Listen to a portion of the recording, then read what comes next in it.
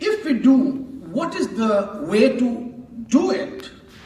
Now, my plea is that we can do it by looking at the nature, especially the complexity involved in the discourse, which have created since the medieval ages. There are parallel discourses in Indian society which have not been looked and which have not been incorporated in the body politics of knowledge as well as the subject matter of Indian sociology.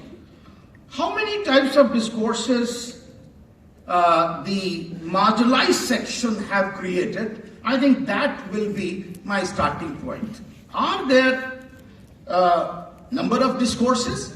But with my limited knowledge, I want to highlight 5 discourses which have taken place or which have created. It is a purposive sampling, and purposive sampling cannot be generalized, but I am trying to take with purposive sampling the 5 discourses which have been there in the Indian society, and especially when people are talking about education, I am reminded of actually one couplet or one shloka, Istri Shudro Na Dhyata.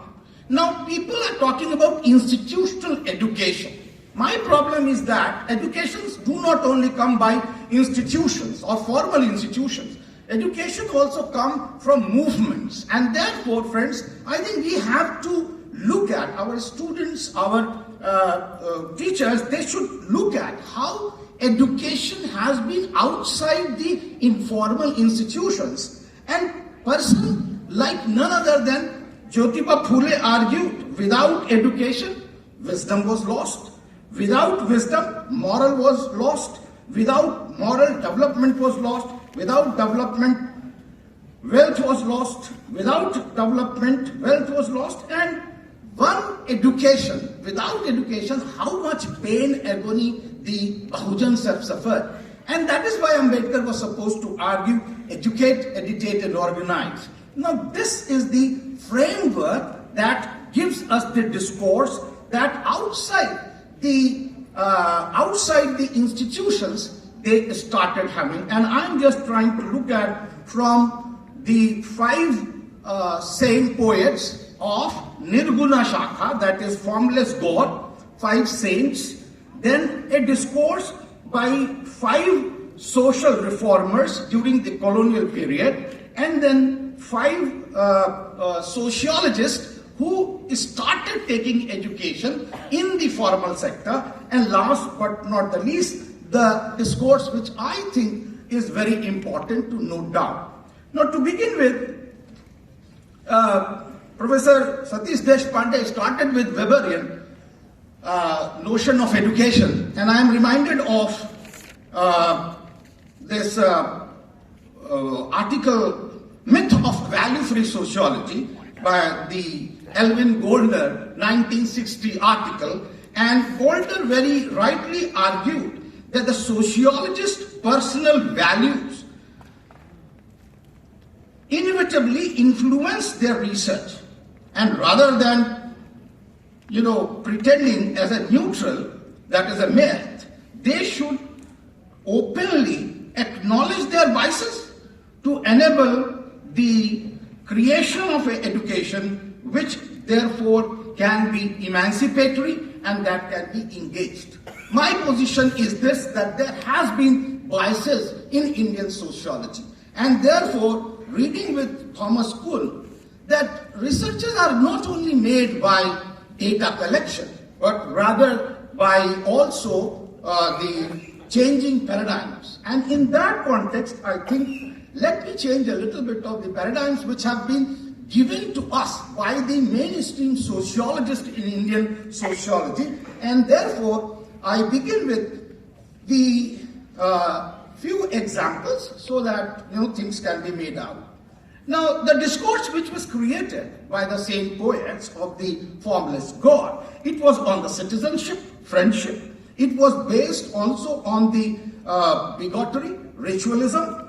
It was also based on existence of caste and annihilation of caste, and finally a utopia in the society. I'm talking about Ravidas, who talked about a Beghampura. I am intrigued that why this utopia has not been brought in the Indian sociology. That utopia talks about a locality without sorrow. Now, Marxist utopia of classless society can be brought in, but a illiterate saint poet which is sitting here, and that utopia is missed. Not only that, I want to take Kabir also, how Kabir is talking about that there should be annihilation of caste. Jatra puchu sadhu ki puch lijiye gyan. That means he recognizes that there is existence of caste, and that deconstructs the argument caste is a colonial construct. Now this is 15th and 16th century saint poets who are talking about existence of caste. And yet, we buy the argument, a methodology and epistemology that caste is a colonial construct. But if we would have gone to these same poets, I think we would have been given a very different vantage point. No, I can go on with these same poets, but I will stop here because I don't have time. The second is that they were not given education in the formal institutions. Rather, they were trained by themselves. And in this context, I think the missionaries played a very dominant role, and especially the British Army played a different role, that yes, you have to get educated, otherwise you will not be. So I begin with Jotiba Phuley, 1848. That discourse, that education for Dalit, women, OBC, and then actually very important aspect of his Gulamgiri book which he wrote. I think the dedication speaks the volume, that how he was inviting the Indians to take the pain and agony of the suppressed community. And I quote from his dedication, dedicated to, this is 1873, dedicated to the good people of United States as a token of admiration for their sublime, disinterested and self-sacrificing devotions in the cause of Negro slavery, and with an earnest desire that my countrymen may take their noble example as their guide in the emancipation of their Shudra brethren from the thraldom of the Brahmanism. Now, why I am quoting this argument is because, there is an education which is coming very important. The second person is, of course, again, Sahuji Maharaj, 1902. He is the person who talks about 50% of self-representation to the people of this his principality, other than the non-Brahmins. The third example is taken from Kerala, Narayana Guru, SNDP movement, 1903. How he is fighting for the rights of the women, that they should be allowed to cover their bodies above their waist. The fourth one is, of course, Ramasamy Nicker, Periyar, and his self-respect movement with no Congress, no Gandhi, and no God. And that gave birth to a very different type of education all over Tamil Nadu. The last one, of course, is Baba Saheb Dr. Bhimrao Ambedkar, who begins with the taking of the water, 1990. I am talking about, this is 108 years of the movement, from 1818 to 1956. And it is here that the whole humanity is galvanized, and how actually this was blacked out. This was erased from the context of the Indian sociology. Why I am saying so? Because these 5 pillars of the social reform movements, they were not recognized by the formal institutional categories. Rather, a political organization, a political party, a political leader tried to highlight them as a all India. And I was reading a story by Kashiram that in 1972, when he was doing his fieldwork, he met Gail Ombet. And Gail Ombet was doing a research on Jotiba Phuley. And that was the, actually, revolt in colonial India. That was the book which she produced. Now, in that context, when therefore education, the curriculum content is not only coming from the formal institutions, how it is coming from the movement also, that we have to recognize. Now, this brings me to another example, the discourse which has been created after 1950s, I call it as after independence, with the autobiographies and biographies of the Dalits.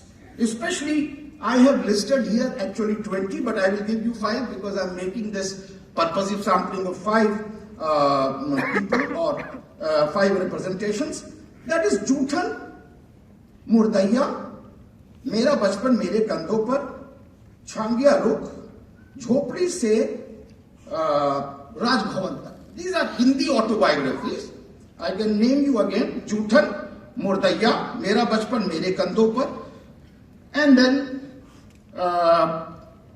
Chhangiya Rukh from Punjab, and Jhopdi Se Raj Bhavan Tak. Now, these biographies are important for me because people can definitely set it out, because as Eldon D. Morris has just argued about scholar denied Abby Du Bois in the emergence of modern sociology. Now, he is trying to argue that how the knowledge produced by the people in the movement is set aside at 2 perspectives. One is activism and second is social justice. And therefore that knowledge is not knowledge, and therefore it can be given by ignorance. But friends, for me as a sociologist, I want to raise this question that because these autobiographies are repetitive in nature and they are emerging from every nook and corner of Indian society, whether it is rural, urban, or whether it is north, south, east, everywhere these biographies are actually, coming out. And they try to portray Indian society in a very different color. I want to take only 2 institutions which get deconstructed by reading these autobiographies. One is the functionalist argument of our village. The way Indian sociologists have tried to give us, Indian village is a functionalist, from a functionalist perspective. And, the question they are raising, why should we adapt? Adaptation is one of the very important characteristics of functionalism. Now, the question which they are asking, we are the sufferers, we have been exploited, and now you are asking us to adapt. Why? Now, therefore, the image of the village, which has been taught to us, gets deconstructed, that no, it is not functional, somewhere exploitation also exists. The second is the image of a guru. And guru I'm not taking as a text, but the way guru has been exalted, Guru Govind do khade kakar lagu paye, balyari guru aapki Govind diyo bataye. Guru Brahma, Guru Vishnu, Guru Sakshat Parabrahm, Tasmai Guruve Namah. Now, these were the way Guru has been exalted in the Indian civilization. But the autobiographies which I have read, what is Guru doing? What is Guru of Om Prakash Valmiki? I can't even actually give you the line the way he was talking about. Yes, in Murdaiya, Tulsi Ram's Guru is asking 2 rupees to pass karai. 2 rupiya lao. If you bring 2 rupees, then I will pass you. Otherwise, I will not pass you. And then he had to go and do whatever he wanted to do. And his village is very different. And that's why the name Murdaiya, that cannot be translated. Even Juthan cannot be translated. My problem is that what term Juthan you like, leftover, that content is not available in that. And therefore, friends, I think, we need actually a revisiting of the content of these autobiographies. And for me, can we really make these narratives as part of our sociology? Because they are now repetitive. And therefore, as sociology was taught to us, that sociology studies repetitive events, not one of bubble. I think therefore they become more sociological. Now, having said that, I come to the last point of sociologists. I have taken 5 sociologists who I think may not be considered as sociologists of repute, but I think they have contributed in their way to look at the subject matter that can be refined or that can be incorporated. I begin with, of course, Babasaheb Ambedkar, who has been only actually, dealt with annihilation of caste, as if that is the last word he has written and nothing else. And even today, the last publication I was reading, by Springer, his date of birth is written wrong. Even today, just recent publication, and one of the very renowned sociologists writes, he was born in 1892 and he has not even passed away, I think. He's still gone. So this is the way actually you deal with that. But my actually, reading of Ambedkar is place of individual in the society. I think that's where he begins. What is the place of individual?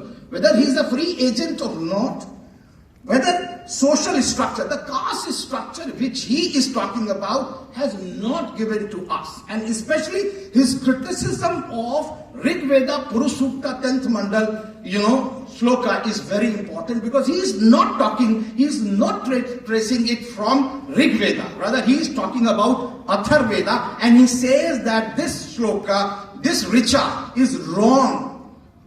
Metrically as well as linguistically, this doesn't match with the rest of 562 richas of Rig Veda. That is the actually criticism he's making in his work. Last but not least, his ideas of nation and nation building has not got the imagination of the sociologists. Therefore, friends, I think there's a need. Ayyappan is another, Professor A. Ayyappan, the social organization, customs and ceremony, I think is very important because his books, preface was written by M.L. Srinivas himself, and actually adored that look what he is contribution. L. Ananthakrishnan Iyer is considered as one of the founding members of Indian sociology, but Ayyappan is missed. I think there is a need to reventure. C. Parthamma is another, the third one.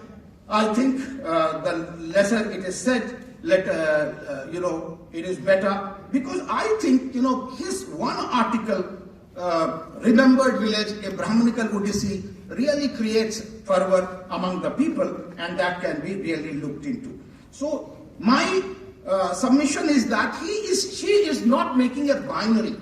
She is not making, and she is saying that actually M.N. Srinivas has made a binary of the untouchable Shudras and the Brahmins. But what about other communities which exist in the village? So village has to be revisited. Professor Nanduram and Shyamlal are 2 other sociologists who have contributed in their way. Especially Shyamlal has given a concept of asperstization, and of course along with that archicization, both are there, but that have not been considered. Last but not the least, Professor Nanduram's middle class can also be taken into consideration. Therefore, friends, actually, when I start looking at, so 2 minutes, that when I start looking, I find these discourses, I think, have to be corrected if you really want to be, or revisited. Sorry for using that. I think, you have to engage with it, or you have to really look at it. What is this? Origin of Varna. Origin of Varna has to be revisited. The Chaturvarnya scheme, we have been taught again and again from Rig Veda. Colbrook says that no, that is not. B.K. Sarkar has said that there is no hierarchy in that richa, and therefore it cannot be, because actually moon, sun, they all have been, given to that richa, and they are coming out from there. So how can you say our social order is based on that structure? Though in Gita, Chaturvarnya Mayashashtam, Gun Karma Vibhagsha, that has been already said by actually Krishna. The second aspect is from where this metaphor fifth varna comes. Now there are four varnas and there's a fifth also. Why? Who has constructed? Nobody talks about it. The third one is the process of Sanskritization without referring Ambedkar's theory of imitation given by Gabriel Tarde. There is no reference. The fourth, the question of functionalist model, I have already said. Fifth, the Indian sociologists have failed to evolve a methodology to measure the cumulative exclusion suffered by because you're talking about mobility, I think there has to be some scale where you measure the cumulative exclusion. It is not the exclusion in one sphere or the other. The assertion that caste is a colonial construct, I think, has to be revisited again. The academics also have failed to understand reservations. I think very talked about, very debated, that it is a case of representation of the people, not poverty alleviation. The problem is that how it is being equated with economy, that is a very, very, important exercise, and that's why Chandrachud, if you read that latest judgment, Chandrachud wanted to become a sociologist with purposive sampling, one community here and one community here, and then equating together and saying that there is difference between the two communities and therefore there should be there. But they are not talking about that there is also similarities among them on the basis of exclusion. The last one is that I think the counter-revolution of the Savarnas have to be registered.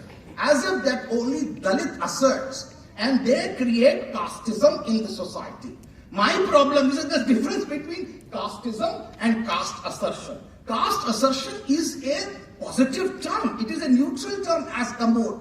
You try to take the rights which have been enshrined in the constitution. You don't want to usurp the rights of the others. But the problem is this, that when the marginalized assert, they are being actually labeled as they are spreading the casteism. Whether they form their political party or whether they form their movements, it is basically they are being told that you are spreading the venom of caste.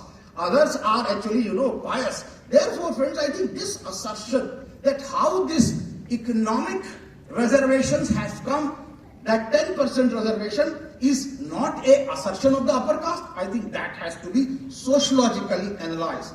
Therefore, friends, I think rereading sociology when it has really passed 100 years is very important, especially privileging of certain centers, certain criteria, that has to be revisited. Unless until we do that, I think there will not be diversity, there will not be, I think, representation of the other facts, other institutions, other narratives which have actually tried to evolve but have not yet been incorporated in the formal institution centers of higher education. Thank you.